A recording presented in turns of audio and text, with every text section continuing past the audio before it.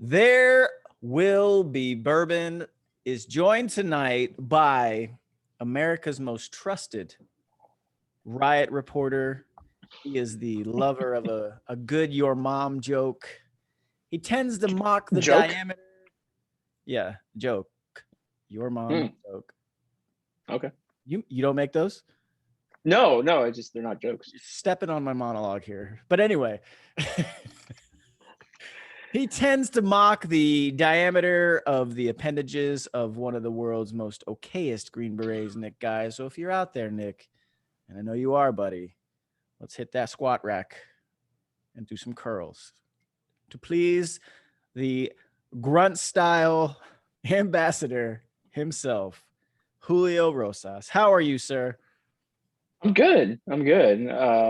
Just figuring out what to do next since we got the Chauvin verdict in, and then we got border stuff still ongoing. So just enjoying the lull a little bit. Yeah. So before we get into that real quick, so as you know, this show is fueled by bourbon, and tonight, in honor of Julio Rosas, we're gonna go with an American staple because Julio should be an American staple at this point, which I'm sure he is. He's got a blue check. He'll tell you all about it too if you give him a chance.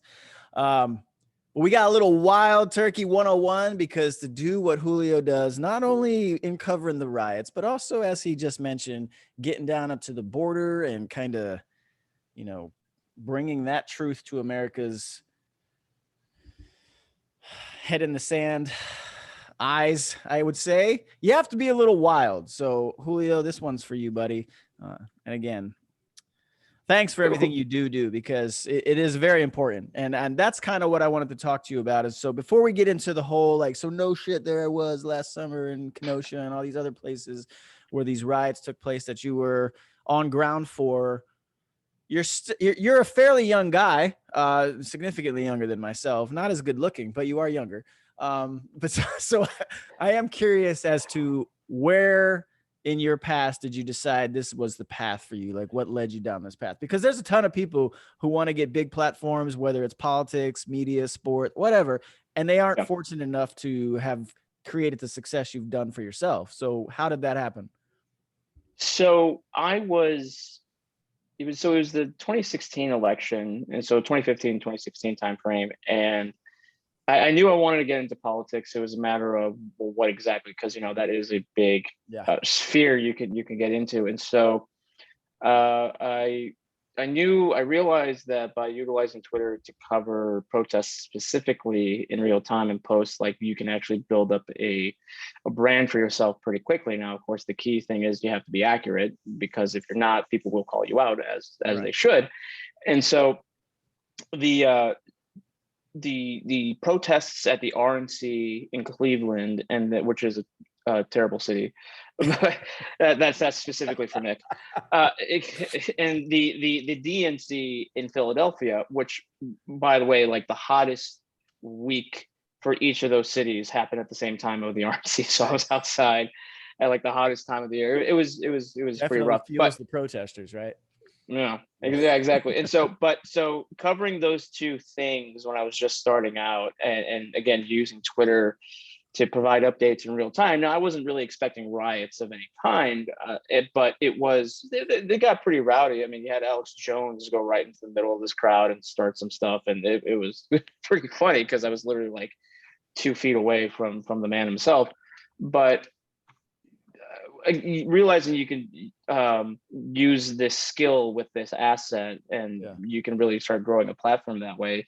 I knew that I was there is a good chance I could make a career out of it in terms of journalism, and so that's kind of what got me hooked on covering protests, and then of course riots as time went on. But I really made the decision to kind of go all in when Trump won in 2016. I was at college at the time, and I just knew that if there was a good opportunity to get going while things were good in terms of content, because the 2016 campaign was just absolutely bonkers, and so it's just well, then the administration is going to be absolutely bonkers, and it was, and so that's why going to the spring semester of 2017, that's when I told my school, like, hey, I'm not going to come back. And they're like, oh, what are you going to do? And I just said, I'm going to be a reporter. And they said, okay. I think, at least I think I am. That's kind of the goal. And so I applied for a few places. I went to Independent Journal Review, and so I moved out to the DC area in 2017 of May, Memorial Day weekend, actually. And so that's where things kind of got started. And I've been out in the DC area ever since then. I lived in Virginia, DC, Maryland. So I've kind of been all over the place in my time since then. I do prefer the Virginia side, but it was just kind of it was a big risk. Don't get me wrong. And there were a few times where, well, more than a few times where I thought, ooh, maybe I made the wrong decision here. But I wasn't going to give up that easily. I'm stubborn. That's one of the things that my mom and my dad will tell you, and I get it from them. So good job.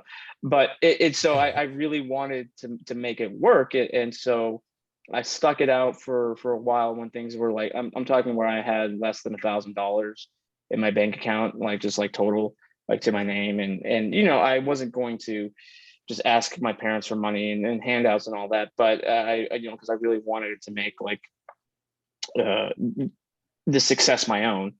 And so I was literally a week away from moving back to Illinois, which is my home state. And now I can actually say that's a terrible state. It's a terribly red state. It's the California of the Midwest. It's got the greatest football team in America, though. The Chicago Bears. You're weird. Jeez. You're weird that way. I'm not I don't know. Why are you a Bears fan? Well, I'm a Bears fan because my dad was a Bears fan growing up, right? So I'm sorry. You mentioned Philadelphia, right? Okay, well, so I come from South New Jersey. That's where I was born. So all my family were Eagles fans. My dad in the 80s my dad in the 80s was really into the Bears because they were super popular back then. That's when they were their best. Yeah. So he decided to become a Bears fan. And I don't know if he ever liked any team before that. All I knew was growing up as a little 3, 4, 5, 6-year-old kid, I just wanted to do what my dad did, and that was the Bears. So I chose them. My brother became a Seahawks fan for some reason. But I cannot stand Eagles, the team, fans in general from Philly. And a lot of the times during football season, I can't stand my family members who are Eagles fans because they literally are the worst people on earth. They are the Oakland Raiders fans east. Of the East. Yes, I would agree to that. And my roommate, Greg Price, who I'm sure you've seen on Twitter, he's from the Philadelphia area. He's all in on the Philly sports teams, including the Eagles. He's a terrible person. I make fun of him a lot because you should find a different roommate. So real quick, I wanted to touch on 2 things you said that I think is pivotal for anybody trying to be successful in anything. And you don't have to be Julio trying to cover riots or create a niche for yourself in the reporting or the media game. But what he said was he was in college and he spotted an opportunity for himself, right? And you dropped out of college. That's fucking ballsy on its own. And then number 2, you're like, I'm going to go for this, and I'm going to move to the area where I think I need to be for this stuff to take place. Now, look, man, I myself included, I've had dreams that I haven't realized. Most, not just Americans, but most people. You or Ray Ocean? I was. But you know what? If we went all the way back to Ray Ocean time, I could literally point out and pinpoint a moment when myself and my partner, who both were expecting babies, right? Yeah. And we decided the best thing for us to do to take care of them was to probably go find some real fucking work. Cause we had just came out of a meeting in Chicago, of all places, Illinois, where they're like, yeah, we'll sign you guys to a 2-album deal for $75,000 and we own everything that you guys make. And I just remember sitting myself thinking that, like, that doesn't sound right. Yeah. Yeah. No. So anyway, we walked away from it, and honestly, maybe we could have made something of ourselves if we stuck it out a little bit more, but we didn't. And so what I'm trying to get back to is that there's so many people across this planet who just never take that chance that you did. And now when you look, this hasn't even been that long, man. It's been 4 or 5 years since, and you've created a hell of a platform for yourself. You've been on, obviously you work for townhall.com, huge outlet. You've been on all these other media outlets through cable news, Fox News, and your appearances with the bow tie guy. Tucker Carlson, who he'll Love also that. tell you all Love about. the man. Love He's- Tucker. He seems like a good guy. So yeah, so you've done that. So those are the two things that I think I want people to really key in on, because that took some balls, dude, and you did that. Yeah, and really, I don't think I'd be able to replicate that success. And as I was talking about earlier, there was a time where I thought, oh, this is not going to be successful. And so, what I was saying earlier was I was literally a week away from making the decision to move back home, and then literally just by I wouldn't say by coincidence, but it just happened that an old coworker of mine at IJR who went to the Washington Examiner, he called me and said, hey, you should join us because I know you're good at this and we could use you. And so I wrestled with the idea for a little bit because I was working at Mediaite at the time. I remember that. And they and so they're based in New York City, but most of their writers are remote. And so, I was in Maryland at the time. And I thought, okay, well, if I'm going to work for Mediaite for the foreseeable future, because I'm not moving up to New York City. There's I'm not doing that. And so, because New York City is just, that's a whole other It's great to visit. That's about it. It's great to, yeah. Unless you're rich, then that's the only time to spend more than 2 days there. Right.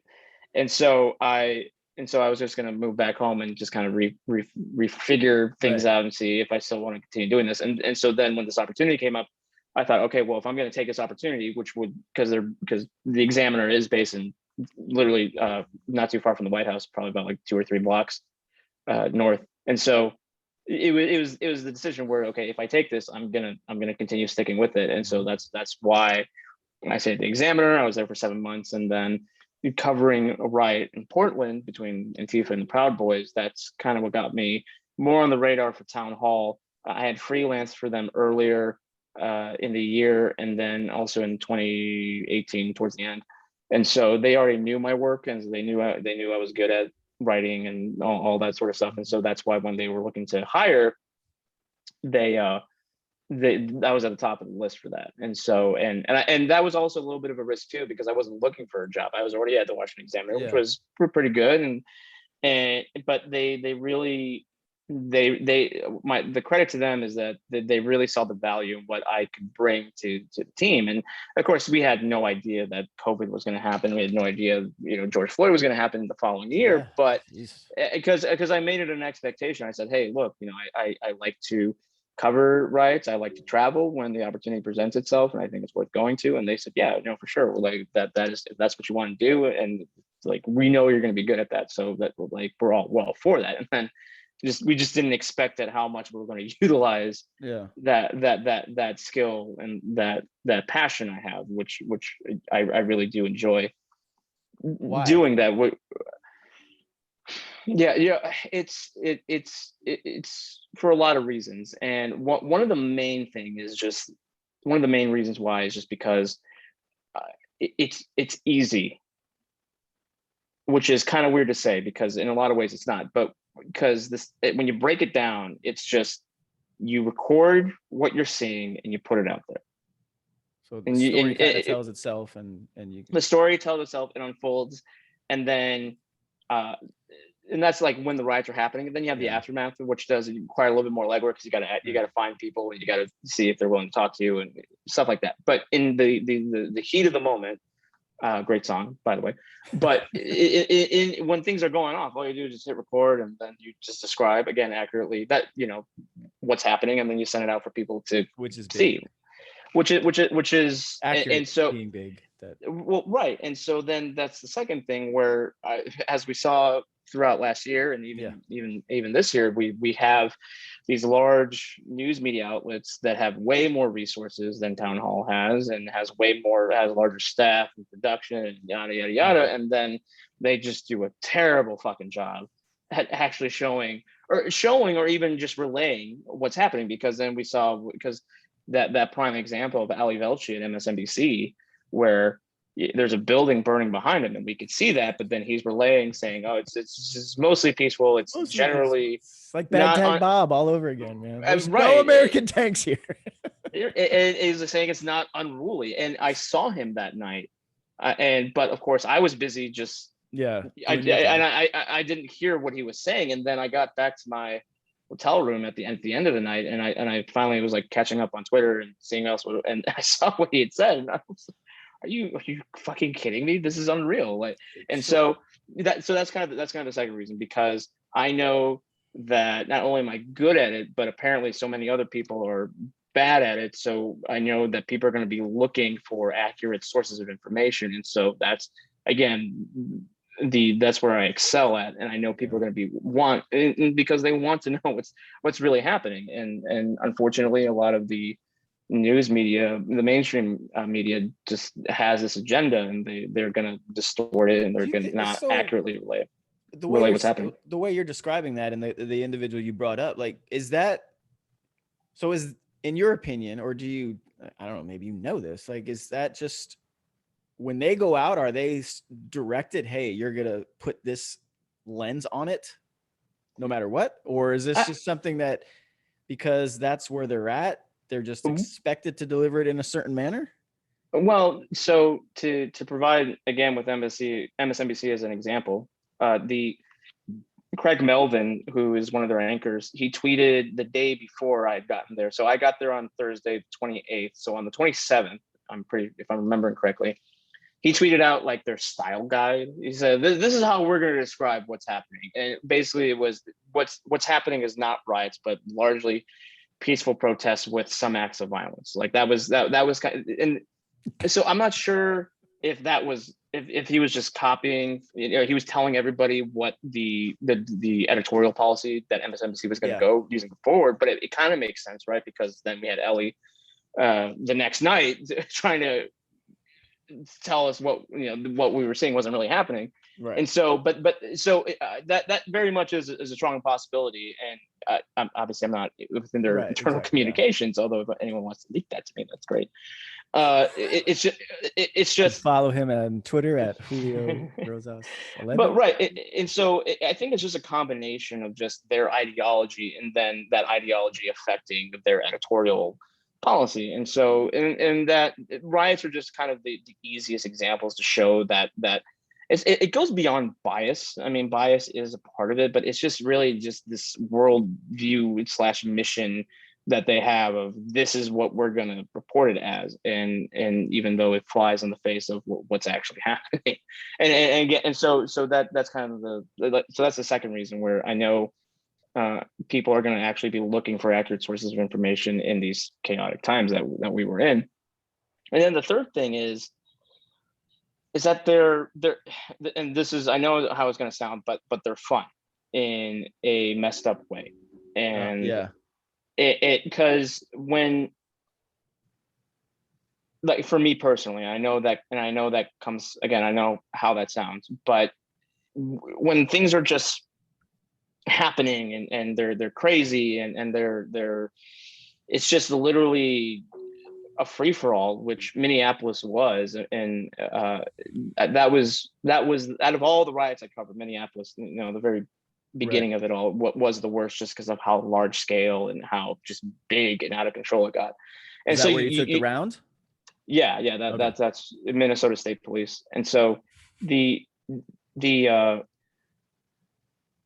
so when all that's happening, you just go through a lot of emotions, right? And you just feel you're high on adrenaline.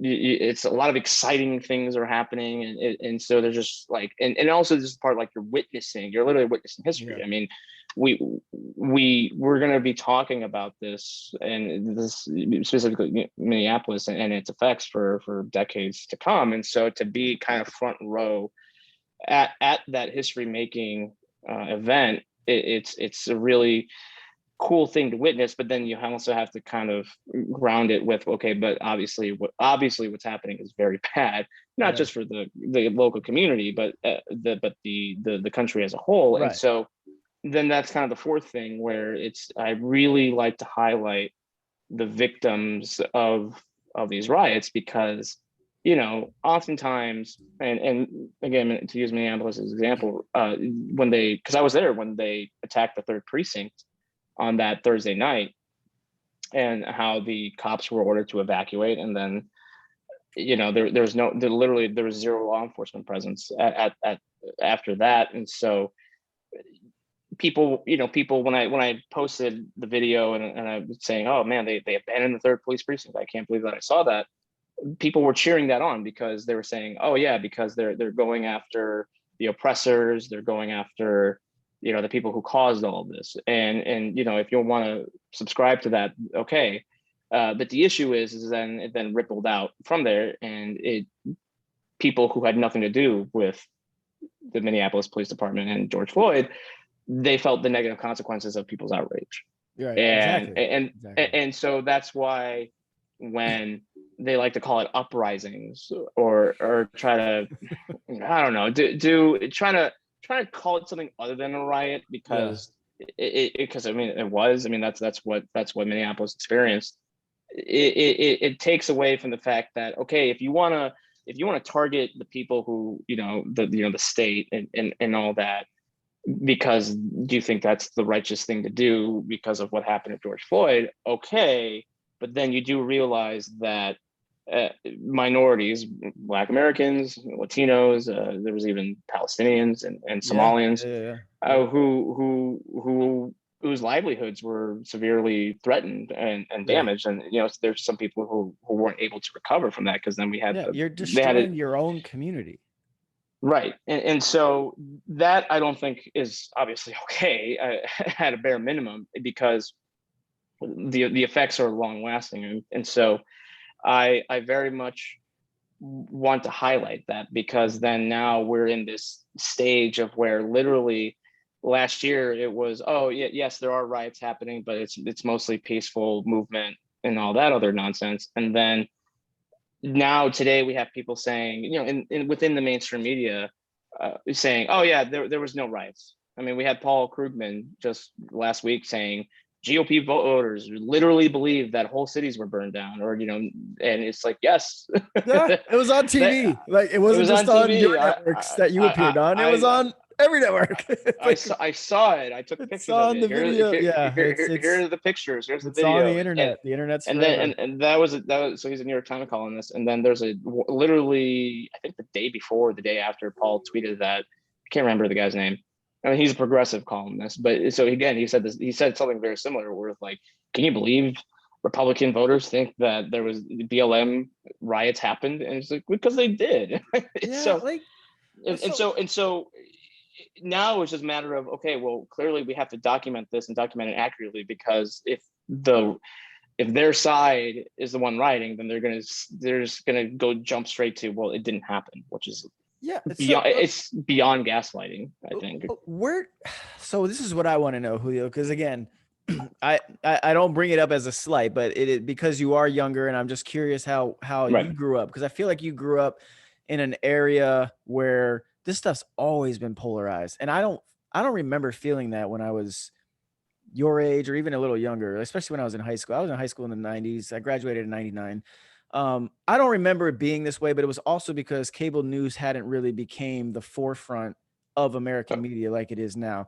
And so I don't understand, or I don't even know when I can think back on a time when I could be like, that's when it happened. But when did we get to the point in this country with media to where everything is just, this side's going to tell this story, this side's going to tell this story, and everyone in the middle, like most Americans I think can just tune into what they feel speaks to them, or just kind of, hey, figure it out, because we're not going to give you the actual honest story. We're going to give you something that's full of our specific slant. So, I mean, I really don't have a good answer to that, just because, I don't think anyone does, man. Just because for me personally, I didn't really start paying attention to politics until like 2013, 2012. Yeah, and that might be a good time when it really, because that was like the post Tea Party movement, kind of, Yeah, and so because I graduated high school in 2014, and I even then I didn't really get into politics until about 2015. And so, because I mean, I remember when CNN used to be an actual news organization, actually, and I watched that movie, Live from Baghdad. Live from Baghdad. That's fucking incredible. That shit doesn't exist anymore. And so and so I would actually, because since I watched on YouTube, the actual real segments are you up can on see YouTube. those, right? You can watch those. And I remember I was born in 96, so I don't remember 9/11 as vividly as a lot of the old as a lot of the old folks do. While you still can remember. I know you're getting to that age. I am, but that's why I drink remember, a lot. It keeps the memories clear, man. But I remember one of my few memories from that day was watching CNN in the living room and watching the planes hit the towers open, and putting that on repeat. But so I'm not entirely too sure, although I would say that there was this shift within all the network, the main cable networks, Fox News, MSNBC, and CNN, where they would no longer, they would have their anchors and pretty much almost every show on all the channels kind of have this where they have a monologue. Yep. And it's not because it doesn't really, because Brett Baer is like one of the few that doesn't have a monologue. He just jumps right into what's going on for the day. Yeah, but most of the other networks, their supposed news anchors, they have this monologue where they're giving their opinion. And look, I'm not saying opinion is bad. The reason why I call myself a writer, senior writer, and not a journalist, because I'm of the belief that actual journalists / reporters don't give their opinions, or they don't write commentary, or they don't give commentary. They shouldn't. And they right. And so if you're a writer, then it's different, because it's different. Yeah. So I like to play both sides. Yeah. Because I come out on top. But but that's kind of like my signal to let people know. It's like, hey, I'm going to give just straight down reporting, but when it's appropriate and when I actually have time to formulate an actual coherent thought, instead of just spouting the first thing that comes to mind, which everyone does, unfortunately, on Twitter. I'm gonna give that. And so I very much, I think and that trend started to happen in like the early 2010s. Right. And the around that era. And then of course the Occupy the Trump, Wall Street and all that shit kind of. Well, and then the Trump era came, and they loved him. It was ratings gold. There's a reason why they gave him millions. I keep saying this because I go back.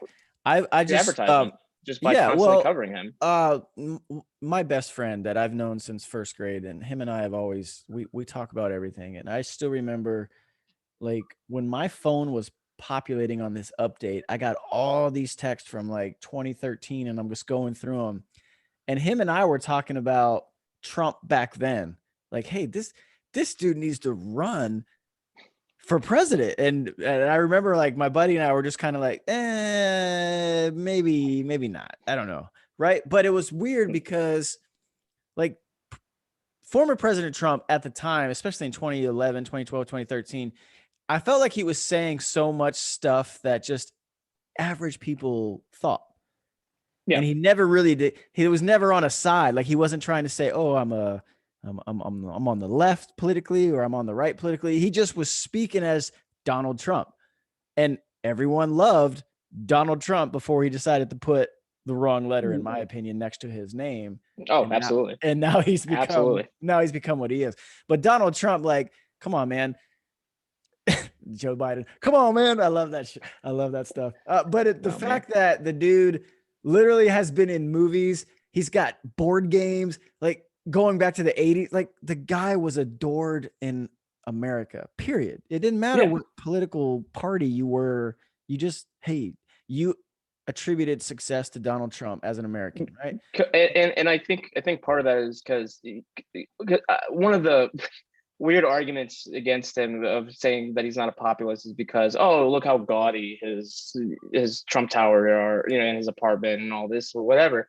But there's an appeal to that because you have the average Joe saying, oh yeah, if I was a billionaire, I'd just spend money. I would do, right? I would buy a gold-plated toilet, because why the fuck not? I have all this money. Not? Have you guys been to the Middle East? This is what they do with their money because they have nothing else to fucking do with it. Yeah, they might as well spend it on. They have all this money, might spend it on something. And so that's why That's why that whole argument is like, well, look at his apartment. And they're like, yeah, because they would probably do something very similar. Like they'd have the tigers in the background or whatever. Imagine not being poor and not living like it. It's crazy. I don't know.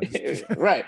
But to go back to your media question. So I think with Donald Trump, it really gave them an enemy so that they would love to hate on. And so then that the whole paradigm then shifted. But the groundwork was definitely laid way before that, and it was incremental. And I think that and really I don't know what the solution is now, because I mean there's a reason why they do it. It's because it does well for ratings, unless you're CNN.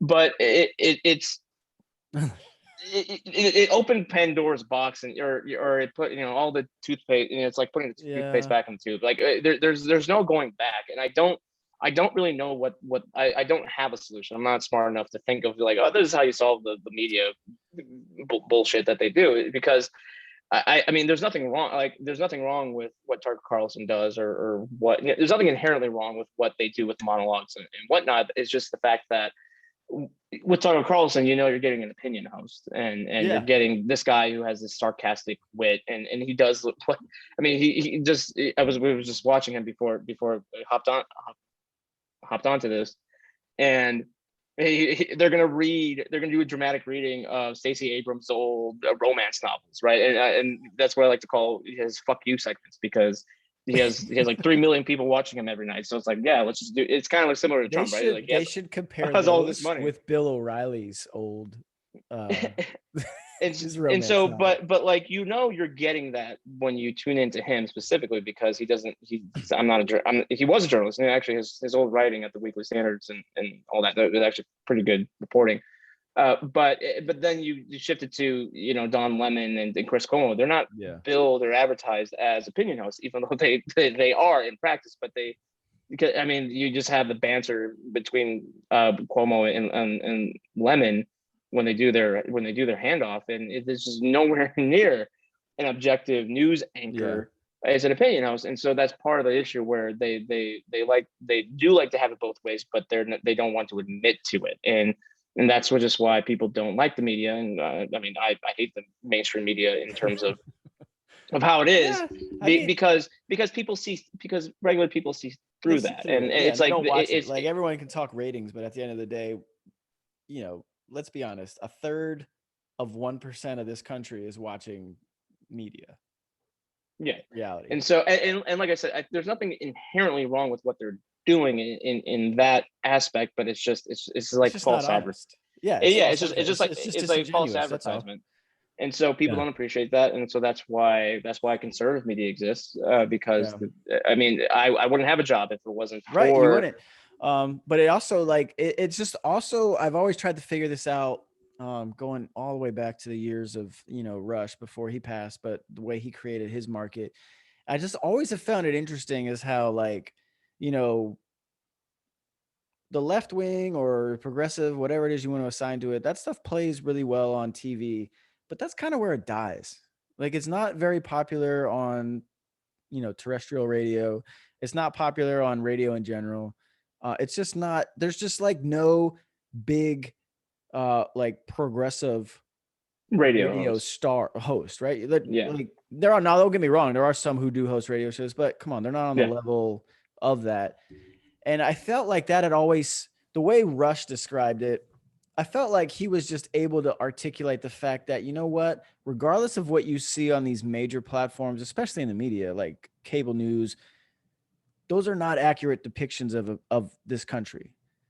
The real country is right there in the middle. Like, everyone's kind of right in the gray, right? There's no, like, everyone's red, everyone's blue. Everyone's kind of, I think, right in the middle. And that's what I wanted to kind of get people to realize, going back to all that stuff that you covered last year, man. It's like, if you just sat in your apartment, and a lot of people, or house, a lot of people did, because they're the pandemic, right?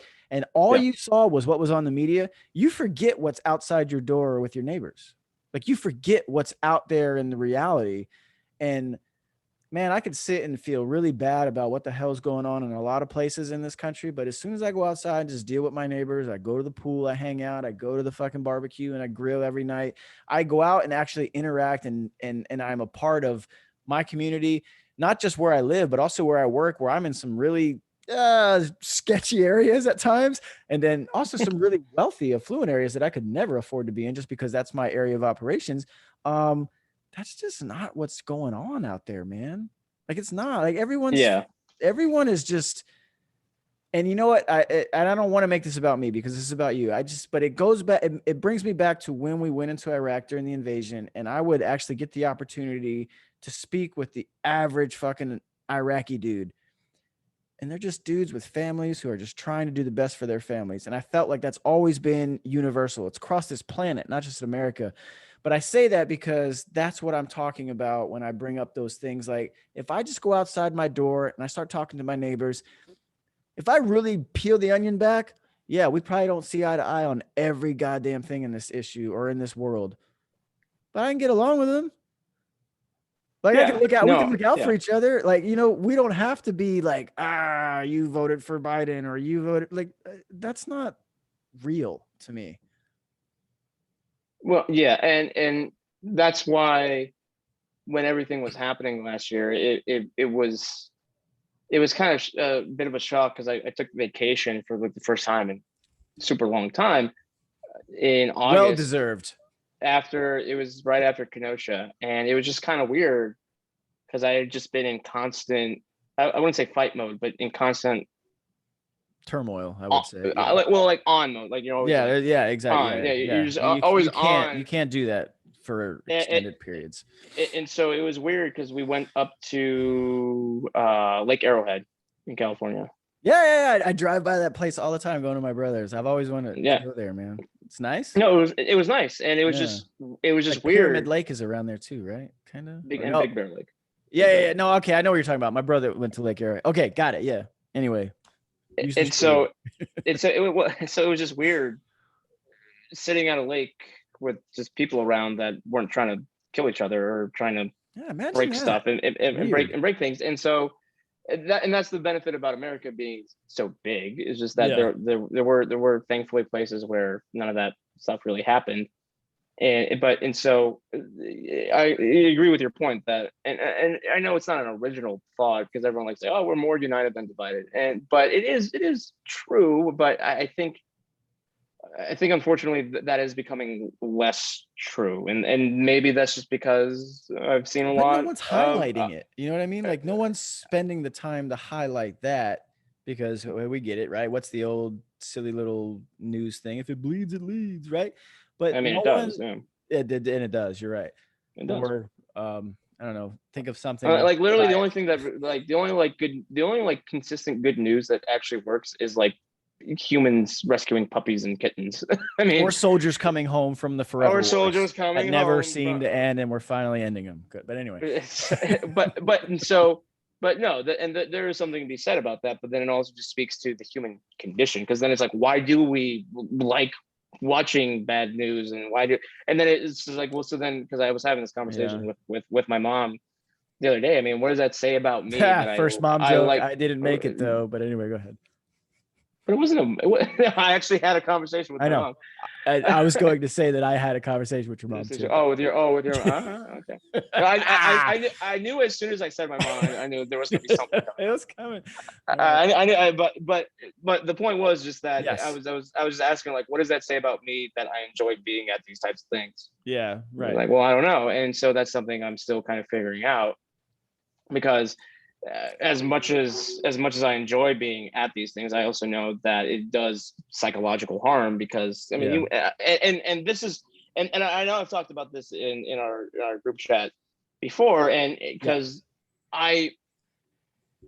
I know you're not supposed to compare traumatic events to another thing, but it just happens naturally, especially when you're around a group of guys who have actually gone to war and actually done stuff. And it's not even just you, but like, I hear stuff at my old unit and all the stuff that they went through. And it's like, well, of course they have PTSD, or of course they're, you know, they have these struggles and moments. And then I think about what I went through, and you're like, oh yeah, they were high stress situations, but it wasn't. And I make it a point to not call it, you know, Minneapolis was the closest to a war zone, but it wasn't actually a war zone, just because thankfully there wasn't that much shooting going on, like back and forth, and IEDs and what have you. But And so it's just like, well, okay, yeah, I was in very high stress situations, but I always slept in a bed in a hotel, and sure, I was hungry, but I mean, after the Kyle Rittenhouse shootings, I went and got fucking McDonald's at the end of it, and then I slept in a bed, and then also I'm never away from home for more than a week at these things, because usually that's when, okay, I've done what I've done what I'm good at, and now it's time to move on to the next thing. But so it's just like, so when I started to experience PTS symptoms, I was at first, I was just kind of like, it feels like I didn't rate to have it, which, because I was thinking like, oh, because everyone else that I know went through this, and I know, again, you're not supposed to do that because you can get PTSD from a car crash or whatever. But it was just that I know how good I had it, and then also it was also trying to avoid having like a look how this is affecting me moment, because I really hate it when reporters do that.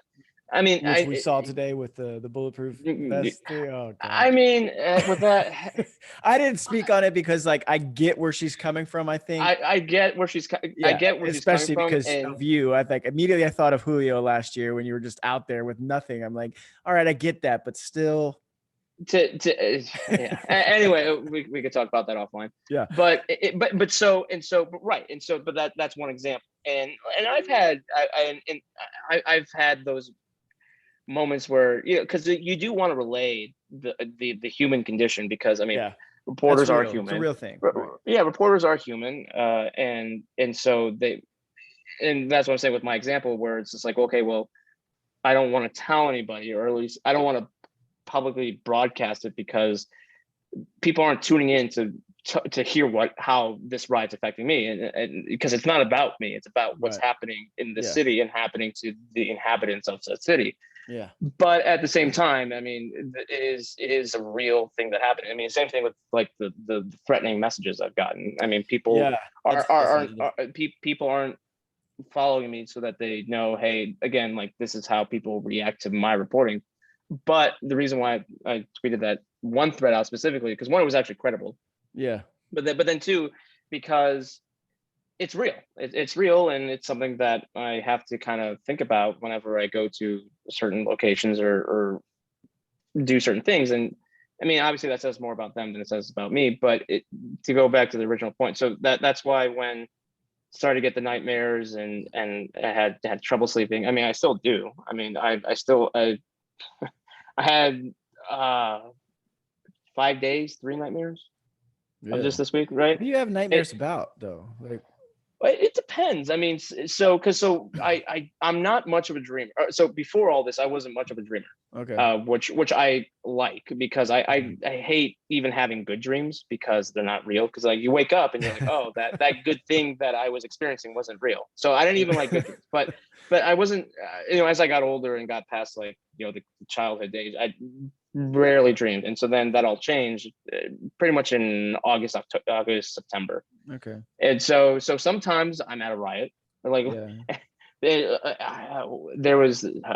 had so many, I can't even, like, sometimes it like seems familiar. One felt like I was in Philadelphia, another is just like a nondescript. One felt like I was back in Minneapolis, although it was like a slightly different like terrain or whatever.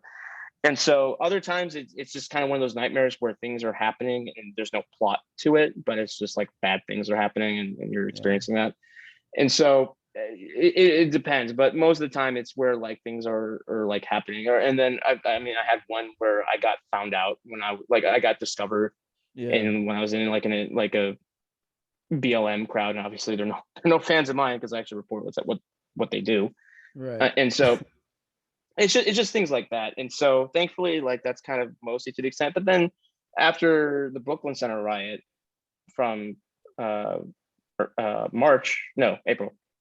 yes, and I was sitting out on my balcony, and there's a road that's right over here, and a car backfired twice, and each time it backfired, I had an instant like jump and that was like legit, like that was like the first, because in Brooklyn Center there was gunfire, and that was pretty close by. And actually, it sounded like a drive-by where there was one person shooting, and then like two different people shot back or whatever. Yeah. And so the first time it happened, I did the jump and a little bit of the duck, and then I thought, wait, no, that's just a car backfiring. Like, why am I doing this? And then it backfired again. And then literally, even though I knew it was backfiring and not actual gunfire, I still had that reaction. Well, I think what you're having, Julio, man, I think it's 100% normal, right? And it is like it is because everything's so fresh to you, right? So I bring that up because you described stuff backfiring. So when we went into the invasion in Iraq in 2003, like I was there for 16 months. I came back at May 21st of 2004. I still remember going down to, my great grandmother had passed and my grandparents had taken over the house, and we went to the 4th of July parade in Fort Myers, Florida. And I couldn't do it, man. Like every time something went off, I was just like, I couldn't do it, but it was so fresh. And now like none of that shit bothers me. And I'm not saying this stuff is eventually not going to bother you. I'm just saying I feel like it's totally normal because all this stuff is so fresh to you still. Right? Oh yeah, absolutely. And I'm not like one of those like, oh, I'm a veteran. Don't put up fireworks. No, but I also don't want you to discount what you've gone through, man. That's the other thing. Like you already mentioned it. Like don't compare yourself to dudes who've done others. That doesn't matter. How you react is always going to be an individual thing. And it was also just really funny too, because when the gunfire was happening in Brooklyn Center, I was getting ready to do a hit on Fox News on Skype, and so that's why we're still out there. And so me just thinking, okay, things are done now, which is just a dumb thing to assume. I still had my vest on, but I left my backpack and I left my helmet in the car that we were using, and it was like about a block away. And so then when the gunfire started happening, I was thinking like, shit, I got, because it was the same thing with the Rittenhouse shooting, because I had taken off my helmet because I was wearing it for hours at that point, because there was a lull before the shooting. Fucking annoying. And so I clipped it to my backpack. And so when the shooting was, because it wasn't just Rittenhouse, it was other people shooting. And so, because it's my right hand that I was filming with, because that's my dominant hand, and I clipped it to my right side. And so as I was filming, I was trying to unclip it, and I just couldn't do it because I was trying to focus on filming. Clip to the vest, Julio, to the vest. I couldn't clip it to my vest at the time. Oh, it was the mollies. Doesn't have the mollies. No, this was my old gotcha. The blue one where there was okay. So now it's different now, but so I was trying to focus on filming. I was trying to my adrenaline's like really jacked up, so the fine motor skills are gone. And then also I was trying to find hard cover, just instinctively. And I just the things Julio does for you, America. Pay some respect. And so that whole time when rifle rounds were being popped off, and I had only handgun plating at the time, and then I had my helmet on, and so then when Brooklyn Center happened again, I was thinking, of course, me being idiotic, I was going towards the sound of it, but then I was thinking like, oh, here I am again, another gunfight. I don't have my helmet on. But so that's part of it, right? Like there are certain, like the reason why I felt comfortable enough to go towards the sound of that gunfire, because it wasn't snapping past me, and there was some pretty good hard cover with the apartment buildings that I knew I could kind of duck behind if they were starting to come our way. But it adds up, and then when Biden was declared the victor in November, I thought, okay, like we're done with riots. And so then January 6th happened, and I covered that and almost got trampled on in the rotunda. I literally had this moment where after I had escaped, because I mean that's what it was, and I nearly had a nervous breakdown just right outside the Capitol building while people are still fighting the cops. Yeah, I was because I was suffocating. I mean, like people. I know people make the short jokes, but I'm easy. I'm easy to trample on. I fully admit that. And so my breathing was so constricted. Like I started to go like black because like I was starting to lose a little bit of consciousness. Oh shit! From all that, and so when I was able to finally escape all that, I was like, that was. So like, that's stupid. That was idiotic. Why'd you go inside? And it's because of stuff was happening inside. And like I literally wanted to quit just Riot coverage right then and there, just because Yeah. like the stress, because like it wasn't just the stress of that what had just happened, but it was like the cumulative, of everything. It just felt like it was gonna like just crush me mentally right then and there. And then thankfully I had a friend at the Daily Caller who found me, and she kind of like we kind of snapped out of it, because then some tear gas was being deployed on the north side of the complex, and so I kind of got back into the mindset. But yeah, no, there was a good like 5-6 minutes where I was just trying to get my breath back and just thinking like, this is so stupid. Why am I still doing this? And so, but I'm going to continue doing it as long as I'm able to. I'm glad you are. I didn't hear Nobel, and so it's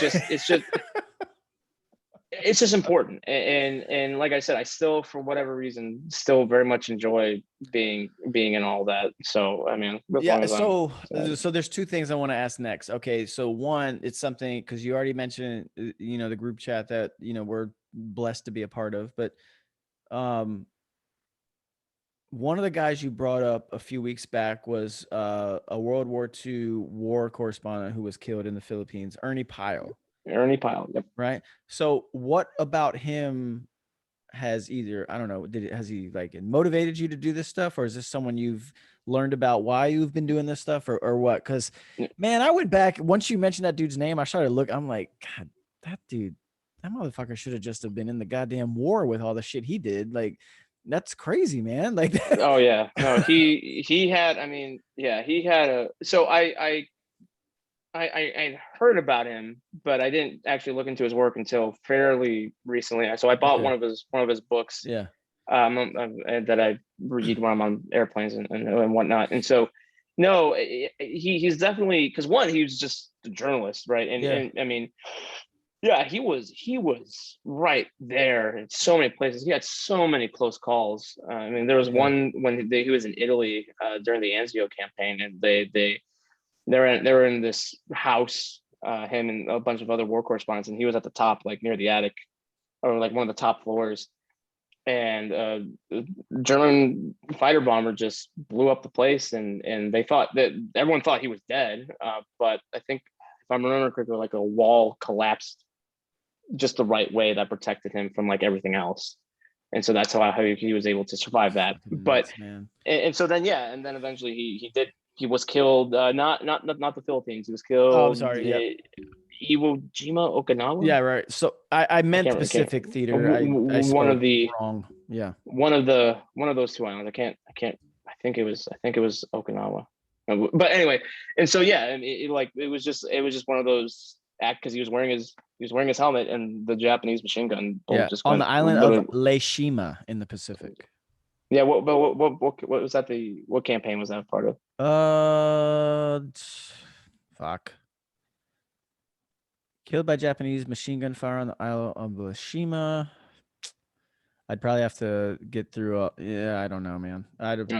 Yeah. So because it was one of the smaller islands that they were just mopping up, and they thought. Yeah, but that's like, because if we think about it, in all honesty, what he decided to go do, and you talked about Anzio, like, so he went from not only just, hey, the European theater, hey, you know what? Let me go cover this stuff that's out going on in the Pacific. Like, that's nuts to me. And I think that's just part of the American spirit back in that time, where it's just people, they were fearless, man. They're fearless. They're God-fearing. And guys like that, they did a lot to bring back to the American at home, who was just, because this obviously pre-internet, pre-cable, pre-everything. Like, we were still waking up to the news. Like, we didn't deal with it in real time. Like, it was just like, what was in the newspaper, and guys like that were ones out there actually feeding these stories, so you could know what the fuck was actually going on. And I don't know, man, maybe it's something you'll look into in your own time, but just like people who came even before that, like, I don't even know when the whole concept of the war correspondent came about. And I don't even know if you know that now. Maybe on your own you already know. But so that's World War II. Think about everything that took place in the 1800s. Like, I don't know any other people. You know what I mean? Like, I don't know when this niche kind of came about in the journalism, where it was just like, hey, we're going to go cover wars. And I don't even know if it's something that originated in America. This could have been going on in, fucking Europe's been having war for what, thousands of years. You fucking know, Yeah. right? And I get it. There's people who have we've got history and we've got written scrolls and history and all this stuff of all these conflicts that have taken place. But I'm just curious, like, when the war correspondent kind of popped up. No, I think that's something I would have to definitely look into, because then, I mean, even going forward, I mean, you had Vietnam, you had Joseph Galloway. Yeah, right. So We Were Soldiers, if everyone remembers that movie and that book, great fucking book. People think that movie was just like, oh, it was a 4-day. No, you should read the book and read how long that took place. I've read the book, and it's just, but like I was saying, it's important because it's not on the same level as war, but it's part of history, and it's going to be part of our history now. And I've been actually watching, and I've been reading into a lot of the long hot summer of, 67, where, I mean, Minneapolis was bad, don't get me wrong, but I mean, Newark and Detroit was just, I mean, it was 10 times worse. I mean, like, that I would actually call an actual war zone, because there were actual multiple gun battles happening all over the place in those cities. And so that, I would say, would definitely rise up to, because I mean, there's snipers and I mean, everyone's just shooting. So, and the destruction was, I think, more widespread, especially in like Detroit. And because but so the main point is just that as technology evolves, and so that's why I knew that I could make that impact and make that my thing when the situation arises. And then, there's stuff at the border and whatever, but none of those opportunities would have been afforded to me if I didn't go out and first and utilize the tools that I had at my disposal, because I don't have a college degree. I don't want a college degree. You don't need it. You don't need it, man. Right. Well, right. Oh yeah. People still ask me, oh, you go back. But I am surprised that you got hired without it, because you talked about applying. I was confident, because not only did I knew that I was good at that, but also just being a Marine reservist in the back, kind of the back pocket. I because that, at least that tells people, okay, he's not just some random ass kid. It opens the door. Okay. It opened the door a little bit, but I still obviously had to prove that I could still write in non-crayon form, which is hard. Let's be honest. It is very hard. Yes, no, it's very hard. But so it's just what I love to do, and I'm glad I've been able to be successful at it, and because it's just important at the end of the day. And so I got, because I know we kind of want to do a time cap here, but I got two questions left for you. One is where do you ultimately want to take this? Because I know you don't probably want to fucking cover Riots forever. Are you trying to go the Tucker Carlson route? Or are you just trying to write? Like, where do you see yourself? Because you're a young guy. What about 10 years? What do you feel like you're going to be doing then? Or what do you want to ultimately be doing 10 years from now?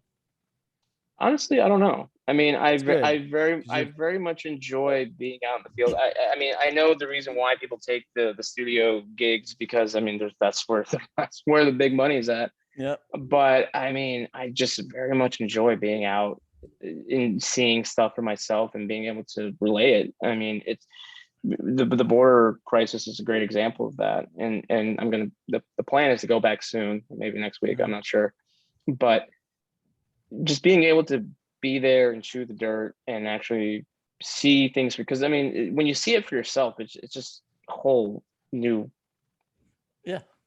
point of view on it. And exactly. And so I'm not entirely too sure. I would like to think I can resist I mean, if we're thinking 10 years from now, kind of resist the urge to be either in a studio or office setting full time, because I just don't really like that. And obviously I mean, I traveled during the whole COVID thing, and so I had every incentive to stay home, right? But I didn't, and I was, the month of April last year was terrible, because that's where everything was still fresh, but so to answer your question, I'm not entirely too sure. I just want to continue just being out in the field. Okay. And then, so I would say the last questions before we get the hell out of here is, so to go into the border stuff, because I know you didn't get a chance to talk about that much tonight, but what is it that you see on the border that's either different from the when President Trump was there to now, and what do you kind of expect to take place going forward? Like what should the everyday American who doesn't, and they probably don't listen to this fucking show, but if they did, like what the hell should they know? I would say. Well, just that the effects of illegal immigration, human smuggling, drug trafficking. I mean, it goes way beyond McAllen, Laredo, El Paso, Nogales, and San Diego. I mean, the reason they're not all staying in those border towns. They're going into the interior of the United States.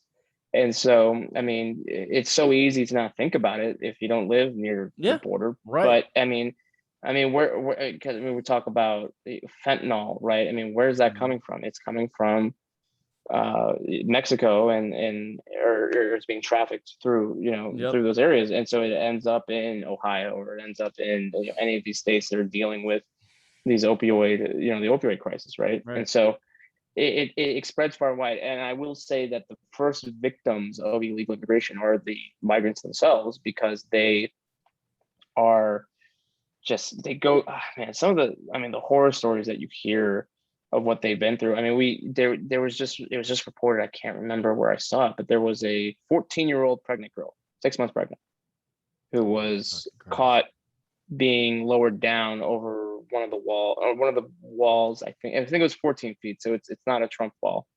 But right. I mean, it's just unreal. And so and so like, these are people, and they are looking for a better life. I mean, I can't. Yeah, it's for a fucking reason, but it's also right. And I'm not saying that makes it okay with what they're doing, but I mean, these are people, and they go through a lot of terrible things, and that's why it's frustrating when you have an administration that incentivizes it. I don't go too much into it, but when they say we're not going to deport unaccompanied minors, well, guess what's going to happen? People are going to send. There's going to be voluntary. There's going to be voluntarily family separation happening, right? And so, and so they think, oh well, we're doing a more compassionate, more humane approach. That's not compassionate, to put vulnerable kids in the hands of these evil organizations that are going to take advantage of them. It's such a weird dynamic, because it's like there's the argument for bring these people over. It's like, great,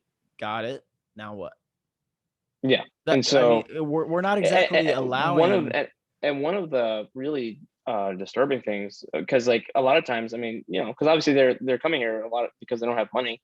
Yeah. And so it's a very expensive thing. And so what's not talked about enough is the fact that they are kind of in this indentured servitude position once they actually get to the United States, because they have to pay off their debt. And there's an example of that, because when I would ask a lot of these people when they would walk by, oh, where are you going? And I'd get Florida, I'd get Houston, kind of the normal spots I hear. But one spot I would hear a lot was North Carolina.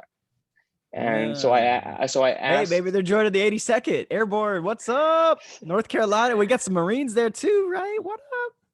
And so I asked an old DHS contact that worked under the Trump administration, and I said, hey, why am I hearing North Carolina a lot?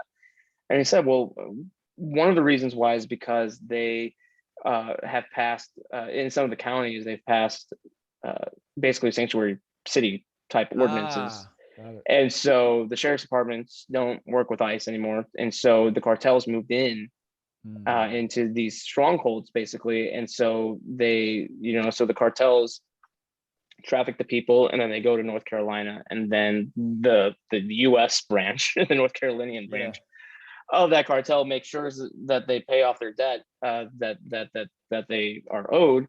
And so that's one of the reasons why. And so again, it's a lot of the suffering doesn't even stop once they get to the United States, because then they, like I said, they're in this indentured servitude type of thing. And that's not like a more compassionate way of going about it. And look, I mean, the issue of immigration is very complex. It's long-standing. It's I don't have a solution for it. I think some of those things that President Trump did was good. I think there were some bad policies, but overall, I mean, when you decentivize people to come, because right now human trafficking and human smuggling is more profitable for the cartels than drug smuggling, because there's such a high demand of people trying to get in. And Exactly. we're gonna get the apprehension numbers for April soon, hopefully the next day or so, from CBP.